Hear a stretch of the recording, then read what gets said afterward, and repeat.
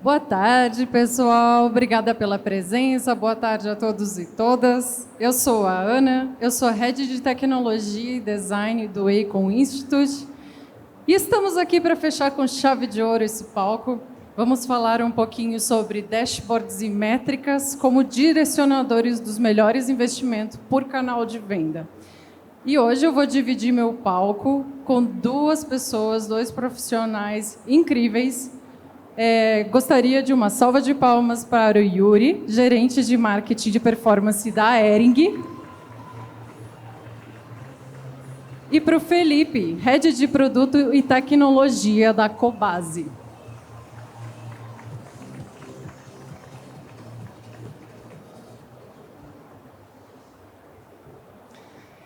Yuri e Felipe, bem-vindos. Obrigada pela presença.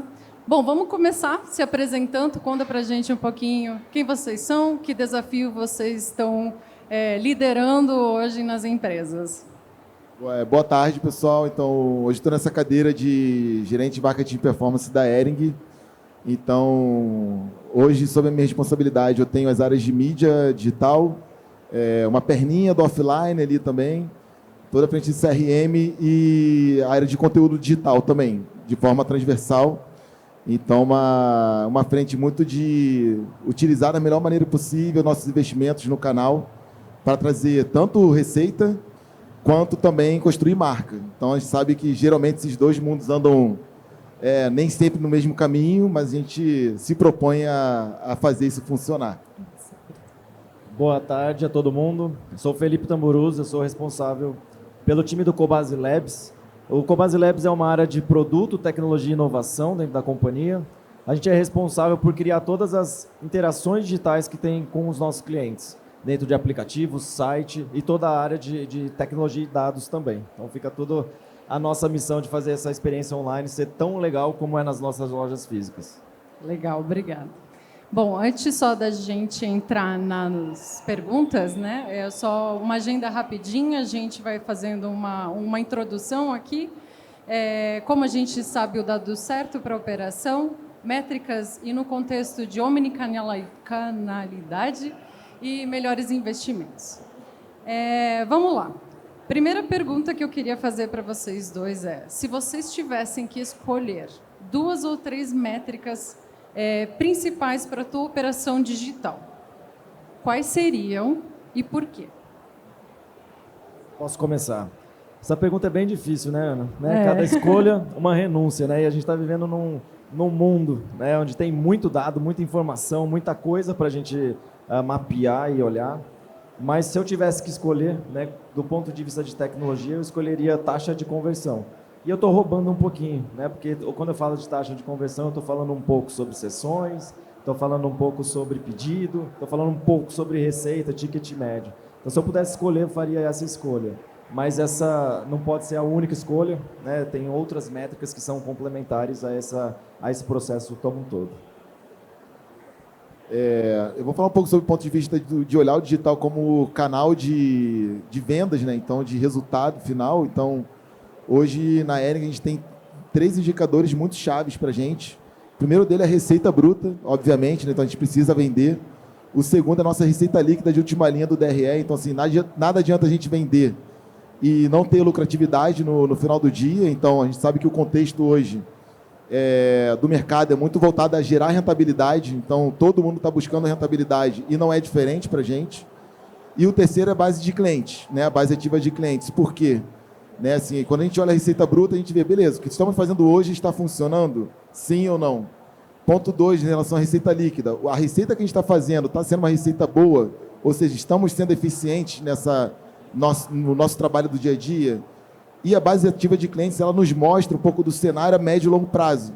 Então, não adianta a gente conseguir vender, gerar lucratividade, só que esse resultado ser um reflexo de menos pessoas comprando. Né? Então, a gente precisa garantir que a gente tenha mais consumidores comprando, as pessoas continuem comprando nas nossas marcas ou negócios, para que esse negócio seja sustentável a médio e longo prazo. Tá?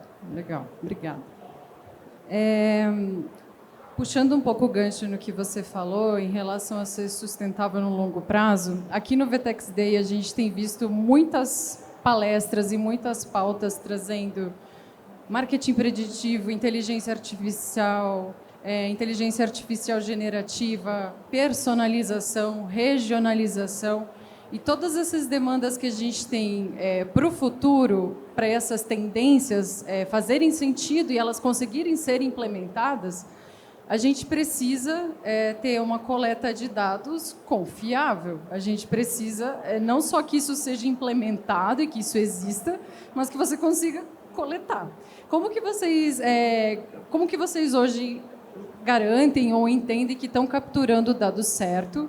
E como que vocês decidem que é esse dado que vai mexer no ponteiro da operação? Que é isso que vai fazer ou que vai direcionar ou impactar o crescimento da empresa? Eu posso começar.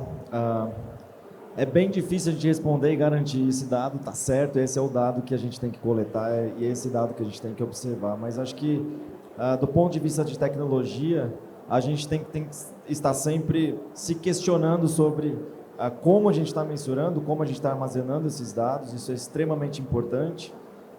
E, de outro lado, eu acho que muito mais do dado são as perguntas que a gente faz para esses dados, né? São as perguntas certas que vão, através dos dados que a gente tem armazenado, que vão direcionar o negócio. Muitas vezes a gente armazena alguns dados e fala assim, poxa, talvez esse dado seja importante lá na frente, talvez a gente use isso para alguma coisa, mas não necessariamente o dado é aquilo que, naquele momento da captura, do armazenamento daquele dado, é o que a gente já sabe como ele vai caminhar. É muito mais como a gente pergunta para esse dado. Boa, cara. Eu acho que tem um ponto nessa questão de decidir qual é o dado ou garantir o melhor dado para a tomada de decisão, que é muito entender qual é o objetivo, né, por trás disso que a gente quer fazer. O motivo, né? É o motivo e onde a gente quer chegar com isso, sabe? Então, muitas das vezes a gente, cara, conversa com pessoas de outras áreas e pergunta, cara, qual é o seu objetivo nessa iniciativa? Muita gente não sabe responder ou responde uma coisa que não faz muito sentido. Sim. Né? Então, assim, eu acho que tudo parte daí. Às vezes até um hype, né? Vai porque todo mundo está fazendo. Então, assim, cara, vamos fazer inteligência preditiva, sabe? Sim. Marketing preditivo, tá, vamos, mas para quê? Qual é o objetivo disso? Sabe? Então, assim, eu acho que essa é a principal pergunta a ser respondida antes de qualquer coisa. Então, uma vez respondido, cara, onde é que você quer chegar? E qual é o seu objetivo? Tudo fica mais fácil. Né? Então, assim, às vezes, cara, a gente quer colocar uma tecnologia super disruptiva no ar, mas que talvez, quando a gente vai analisar no detalhe, não vai ser isso que vai mudar a nossa história. Não vai isso que vai mudar o nosso resultado. E a gente acaba decidindo nem por seguir com ela e seguir com uma coisa muito mais simples, no dia a dia. Então, acho que é muito por aí, sabe? Assim, é muito se questionar o porquê da gente estar fazendo o que a gente está fazendo o tempo todo. Legal. Deixa eu só passar aqui. Falando agora, vamos fazer um deep dive agora na gestão de canais, né? Nos últimos anos, muitas operações elas implementaram e adicionaram canais novos. A gente fala muito de omnicanalidade, omnichannel. A margem de lucro foi impactada com isso e a gestão dos números é um ponto-chave para sustentar cada canal digital, sustentar um canal digital. Gostaria agora de duas perguntas, tá? Eu queria entender como que está o cenário hoje nas empresas de vocês, tanto na Hering quanto na Cobasi, em relação a quantos canais, como eles estão implementados, a integração entre eles ou a não integração entre eles, por que essas escolhas foram feitas. E como que vocês entendem que esse cenário de integração de canais impactou na cultura de dados da empresa? Ajudou? Atrapalhou? Facilitou? Acelerou? Como que foi esse impacto? Sempre quando a gente adiciona um novo canal, naturalmente novas complexidades se adicionam também, né? Quando a gente tem os canais próprios, né? E aí falando um pouco de quais canais a gente trabalha, a gente tem o nosso site, o nosso app, controle e domínio total nosso, quando a gente consegue medir navegação, funil, tudo aquilo que a gente quer medir. Mas a gente também tem os canais que são de marketplace out, né, dentro dos principais players, que a Cobasi está dentro, e os principais aplicativos de entrega também, né? E aí você só tem um dado que é de um cliente que muitas vezes não é nem identificado, né, que está lá na plataforma e veio só um pedido para você. E a gente tem que entender, nesse momento, bom, como é que a gente integra tudo isso? E nosso caminho foi muito para entregar aquilo que é o final da compra, né? Se eu consigo receber um CPF de alguém que está no Marketplace Out, né, que saiu, foi uma venda, eu consigo associar esse CPF que fez uma compra em um aplicativo de entrega com o meu histórico também dentro da Cobasi. E aí sim eu consigo fazer, olhar para esse cliente, saber qual que é o estágio que ele está dentro da companhia, mas assim eu não consigo saber funil de conversão, se ele testou, se ele abandonou o carrinho, se ele fez tudo isso. Então a gente tem tentado, dentro dos nossos canais, olhar muito o funil de conversão, os dados e traquear o máximo possível que a gente consegue. Em outro aspecto, a gente está tentando olhar para o cliente, né? O cliente no final do dia ele passa na loja e aí eu também não tenho o tracking do funil de conversão dele, ou ele vai para um aplicativo de entrega, ou ele vai para um marketplace out, e no fim são clientes, né? E eu consigo concentrar e integrar esses canais quando eu olho para cliente. Isso é um ponto bastante importante. E outra coisa que a gente tem brigado bastante dentro da companhia é que a chuva de dados cresce, o negócio sobe e a gente às vezes fica até perdido o que medir, como andar, né? E a gente tem se provocado de, poxa, como é que a gente volta para o básico, né? Como é que a gente olha para o básico, sessões, a conversão, o funil de conversão, a venda, o ticket médio, que no final do dia é isso que vai fazer a nossa venda acontecer, o nosso resultado acontecer. Cara, a Hering é um pouco complexo em termos de canais, né? A gente gosta de complexidade, né? Exatamente, cara. Então, assim, hoje a Hering opera em... Quando a gente fala de digital, a gente tem 3 sites diferentes, a gente tem o nosso app também. A gente trabalha com franquia, é um canal muito forte da Hering, é o principal canal hoje de distribuição da Hering. A gente trabalha com multimarcas e loja própria também. Então, assim, claro que durante a pandemia o digital ganhou uma relevância enorme, né? Então a gente sabe que o mercado mudou e tudo mais. E eu acho que o nosso cenário hoje é reenquadrar o digital dentro dessa lógica de integração entre canais. Então, o que a gente tem observado hoje no mercado de moda, principalmente, é que as lojas físicas tiveram uma retomada muito forte. E, naturalmente, com isso, o digital acabou perdendo a relevância que ele ganhou durante a pandemia. E, naturalmente, ali a loja física acaba tendo mais poder de decisão na hora de fechar uma promoção, fechar uma ação comercial. Então, hoje, se não for o maior, é um dos maiores desafios que a gente tem como integração, né, como área, é exatamente entender, né, qual é o papel do digital dentro da companhia, como é que ele se integra com os outros canais de distribuição, como é que a gente mostra para o franqueado que o digital não rouba o cliente dele, mas, na verdade, ele potencializa essa jornada de compra, e isso se dá muito pelos dados, né? Então, a gente tem criado uma trilha, né, junto com a galera do time de dados, de tentar mudar essa cultura dentro da companhia, de mostrar que o digital ele é muito bom, não só para gerar aquela conversão de oportunidade, mas que ele ajuda a pessoa que comprou a primeira vez numa loja a experimentar o digital, e quando ela faz isso, ela aumenta muito a frequência de compra, ela aumenta o lifetime value dela com a marca. Então, assim, garantir que todos tenham essa ideia, esse conhecimento da jornada do cliente como um todo, e não só ficar focado no resultado de curto prazo. Pontos isolados, né? Exatamente. Então, hoje, a nossa cultura ainda é muito essa, né? De olhar o resultado de um canal contra o outro e morreu por aí, sabe? Então, a gente está trabalhando muito nesse sentido, de mostrar que, cara, o cliente é um só, né? Ele não é um cliente que é o cliente no site, é um cliente na loja, é um cliente no multimarca. Na verdade, a gente está falando com as mesmas pessoas em canais diferentes, né? Então, eu acho que esse é um grande desafio que a gente tem enfrentado hoje. Acho que está começando já uma mudança interessante a acontecer, mas ainda tem um caminho muito longo pela frente e que, enfim, tem muita coisa legal ainda por vir aí, né? Com certeza. Pensando em todas essas métricas que a gente falou, de taxa de conversão, de receita bruta e tal, que a gente falou lá no começo,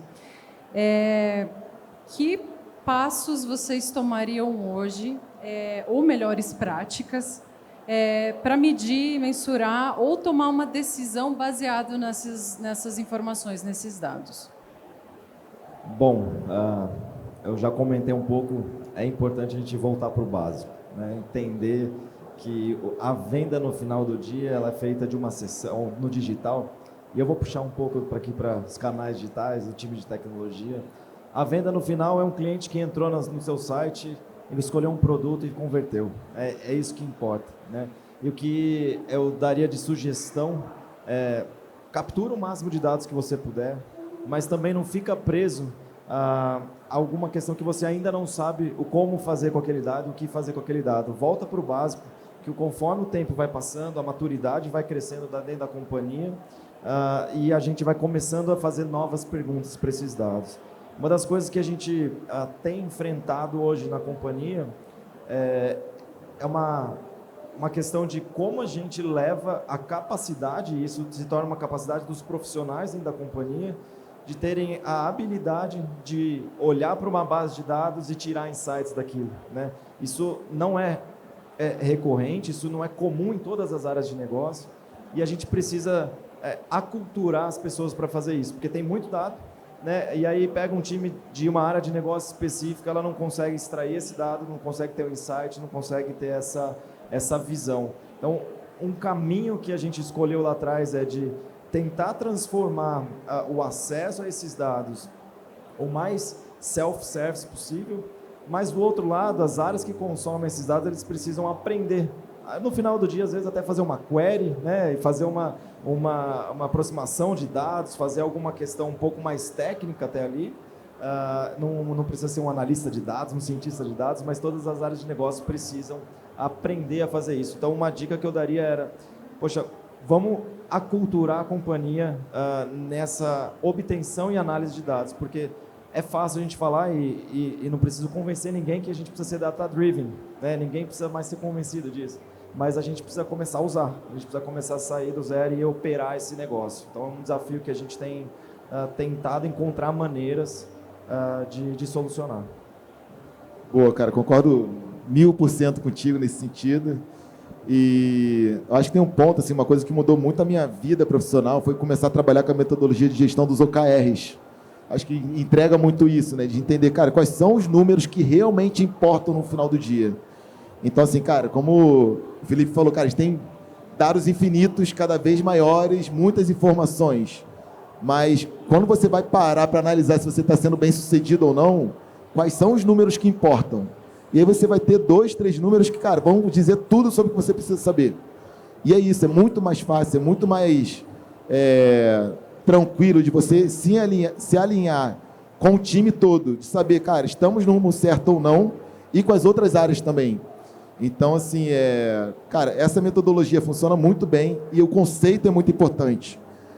Além do número em si que vai ser escolhido ou não, o que realmente importa. E aí casa muito com o que eu falei no início. Onde é que a gente quer chegar? Né? Então, assim, qual é o objetivo por trás de tudo que a gente está fazendo?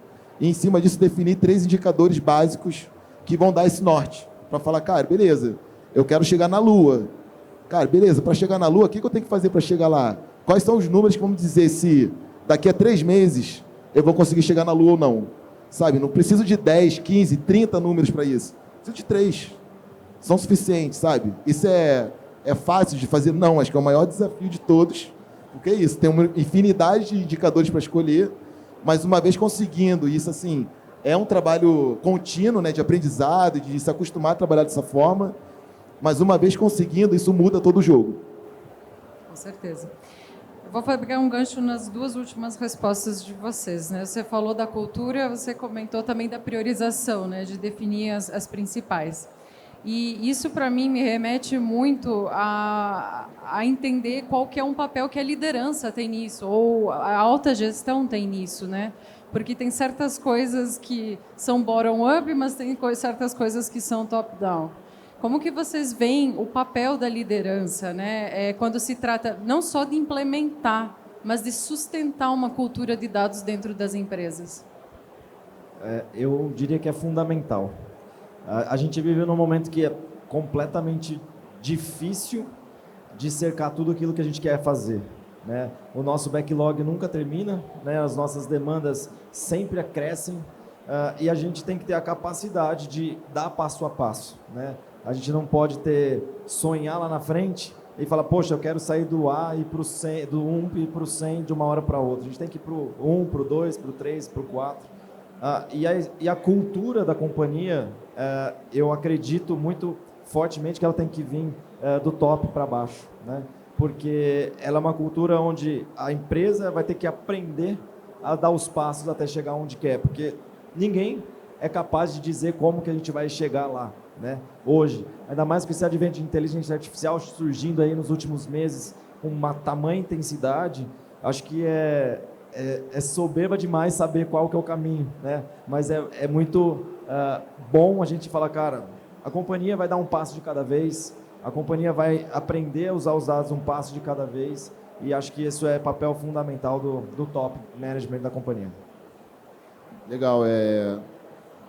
Eu acho que sim, tem um papel, acho que pelo menos assim, no meu ponto de vista, da liderança, e aí combina muito com a questão da metodologia ágil, que é como a gente trabalha lá hoje, né? Que assim, tem como princípio a questão da autonomia dos times, né? Assim, acho que tem essa questão de, claro, tem que ter um direcionamento, tem que ter um alinhamento entre as áreas, porém, assim, eu acredito muito nesse modelo de autonomia. Claro que, assim, uma vez definido quais são os objetivos, quais são os caminhos que a gente quer seguir, eu acho que, cara, em alguns momentos, ou na maioria deles, as pessoas que estão tocando a operação no dia a dia, talvez saibam mais do que as pessoas que estão liderando essas pessoas, né? Então, assim, acho que os times, na maioria das vezes, têm uma propriedade maior de trazer para a gente quais são os melhores caminhos do que a própria liderança que, na maioria das vezes, está olhando os problemas de forma superficial, né? Então, assim, acho que tem um papel muito importante das lideranças de, cara, abrir um pouco a mão, né, da sensação de controle, de poder, daquela coisa de, cara, eu sou a pessoa que comanda,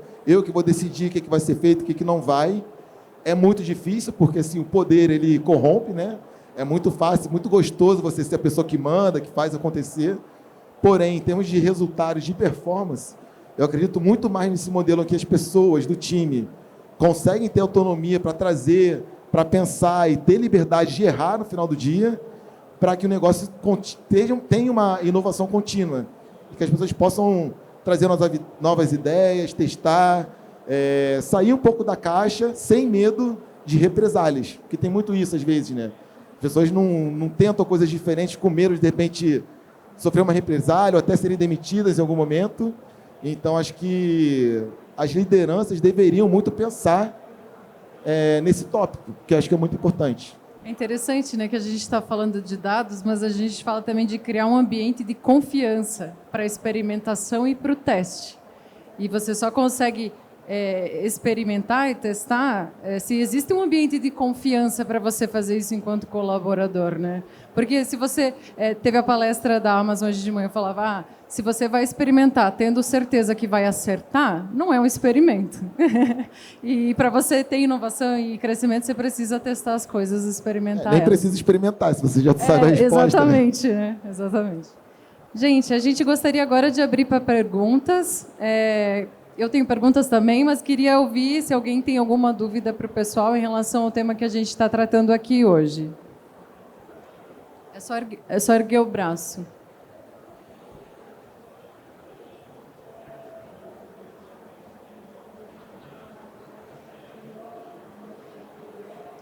Boa noite, pessoal. Eu sou Rafaela, do time da IP. E eu queria ouvir de vocês um pouquinho, quando a gente fala de histórico de dados para fazer análise, o quanto tempo vocês acham importante ter essa armazenagem de dados para poder tomar uma decisão atualmente? Bom, acho que depende da análise que você vai fazer, né? Como eu falei no começo, a pergunta que você faz é muito mais importante do que o dado realmente em si, né? A habilidade está na pergunta, está na capacidade de pensar hipóteses e usar os dados para conferir ou não conferir uma hipótese, né? Se você está fazendo uma análise, por exemplo, do meu caso, né, de funil de conversão dos dados e site, um mês é muita coisa, né? Porque eu quero me comparar com o mês passado, com a semana passada, com ontem, como é que está o histórico, se eu subi, se eu caí, se minha venda veio, se a minha venda não veio. Agora, se você quer fazer um perfil mais de clientes, eu quero saber quais são os clientes que compraram, quais são os clientes que mais trazem valor para a companhia, aí você tem que olhar pelo menos 12, 24 meses para trás, para saber um histórico de compra, para saber o comportamento desse cliente após alguma ação que você fez, alguma safra importante. Então, tudo depende da pergunta.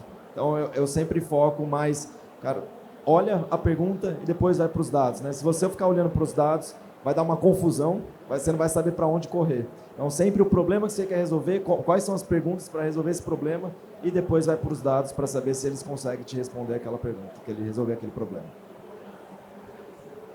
Obrigada.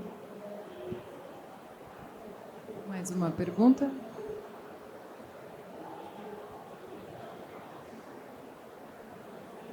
Oi. Você, Yuri, falou no começo de três principais indicadores, né? E você falou da base de clientes. Como que vocês definem uma boa base de cliente, uma base de cliente bem parruda? Tem algum indicador, alguma métrica que vocês usam ali para definir uma boa base de clientes para ser trabalhada? Porque isso, pelo que eu entendi que você falou, é um bom termômetro para a gente medir ali o futuro de como vai ser as vendas. E eu queria entender isso com vocês aí. Tá, então, assim, quando a gente olha a base de clientes, a gente, cara, tem um número mais que vem direto à cabeça. Cara, quantos clientes compraram comigo numa safra, 12 meses, né, que é o padrão do mercado. Mas em termos de qualidade, a gente olha muito para o LTV, né, que é o lifetime value do cliente. Então, quanto que eu posso esperar que essa minha base de hoje vai me trazer de resultado futuro? Né? Então, assim, você pode trabalhar, tem N metodologias disponíveis no mercado, mas que essa é a grande pergunta, né? Então, assim, se eu parar de fazer tudo que eu faço hoje, quanto que eu posso esperar de resultado futuro? E esse lifetime value, assim, a gente quebra muito em quanto esse cliente, qual é a frequência de compra desse cliente e quanto ele gasta em média, o ticket médio dele, né? Então, assim, em cima desse tipo de análise, a gente consegue entender, beleza, a minha base de clientes hoje é uma base que tem um lifetime value alto, baixo, e por quê? É porque minha base, a galera compra muito em termos de ticket médio, mas não tem uma recorrência muito alta, ou seja, a frequência de compra dela é baixa, ou pode ser o inverso. Eu tenho uma frequência de compra muito alta, mas um ticket baixo. Esse é o caminho que a gente quer como negócio? Não é. Então, a gente se debruça muito nesse sentido, e aí quebra também perfis de clientes, né? Então, a gente tem uma segmentação hoje que trabalha muito o valor do cliente, que vai falar, cara, questão de clientes fiéis, os bons, enfim, até o nível mais baixo em termos de valor dele. E em cima disso a gente vai trabalhando várias estratégias para poder fazer com que o bolo sempre melhore. E aí você pode pensar em aquisição, em recuperação, recorrência. Então, assim, a base de clientes em si se quebra em várias outras frentes, mas acho que no todo é isso, é lifetime value, frequência e ticket médio. Então, com isso, como base, você já consegue traçar várias estratégias para o futuro. Obrigado. Yuri, Felipe, obrigada pela conversa. A gente até comentou quando a gente estava falando antes que falar de dado não é novidade nenhuma. Eu acho que se fala disso há muito tempo, só que a gente sabe, é complexo, é difícil, realmente tem muitos desafios e tem um impacto muito grande, né? Porque não só sustenta as decisões do presente e a cultura e tudo, mas também orienta o caminho, o futuro, né? Do que pode ser a trilha que a empresa vai seguir, né? Obrigada pela presença. É isso, pessoal. Estamos encerrando hoje. E obrigada por todos terem vindo. Obrigado, pessoal. Obrigado, valeu.